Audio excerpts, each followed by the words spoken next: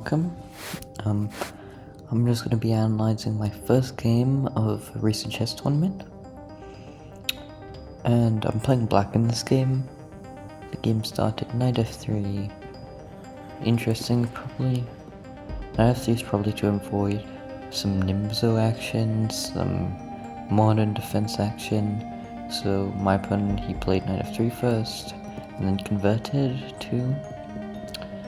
And knight c3 is unusual. No, you don't really want to do this.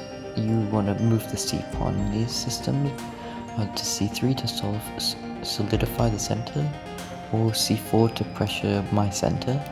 My opponent goes knight c3 and not the typical response. I go bishop f5, just developing my bishop to an active square. My opponent goes bishop f4. I go e6 here.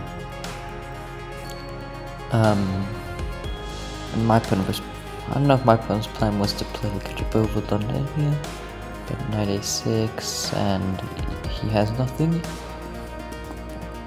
He went g3, and again, you don't really want to fianchetto your bishop if your c-pawn isn't on c4. Let me go back, wait, if my opponent's c-pawn was, if the position was something like this, then it's better, because, I mean, it's still an accuracy, but it's definitely more playable.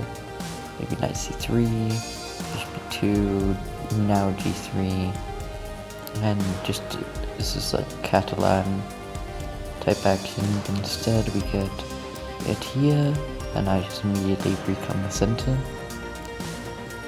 Retrade, I have a strong center, my opponent does not. Knight c6, I'm threatening kinds of e5 action soon. My opponent, this is a mistake, and the reason you don't want to do this is your bishop doesn't have this retreat square on g3. It has to, its only retreat is going through this diagonal.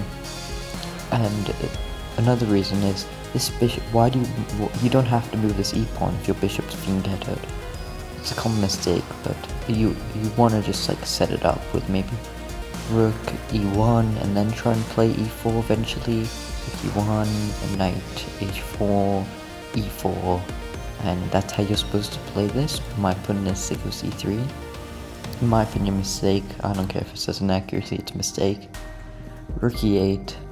I now want to just expand the center. My opponent goes rook e1. And I play h6 here, which is the best move. Also, I was kind of like lazy, so I didn't want to play anything like expansion on the queen side or position. No, so I just did, oh wait, let me just threaten to trap my opponent's bishop and hope he doesn't notice. Yeah, my opponent didn't notice, so I trapped his bishop and he took on h6, and to try and expose my king, played knight h4 afterwards, trying to open up the queen. I just moved my my bishop to e4. I could have moved it back, but I thought may as well try and get some trades. Knight takes, queen 2. I played knight e7, just preventing it knight f5 action. I thought for a while here, and I was considering, there was a bunch of moves I was considering, mainly because the problem is queen f4, so I was considering queen c8. But then I was thinking queen c4 and I can't really save this pawn. So I just went knight e7. Wait, what? Why does this? No, okay, it's just comes glitching. Queen c4, knight d5, just offering a queen trade. My opponent obviously can't accept, so he goes back to e2. My opponent isn't threatening anything, these knights are perfect in defense. I bring my other rook, he attacks my queen, I just slide it back. We trade rooks. Queen f1, probably trying to bring in the queen this way.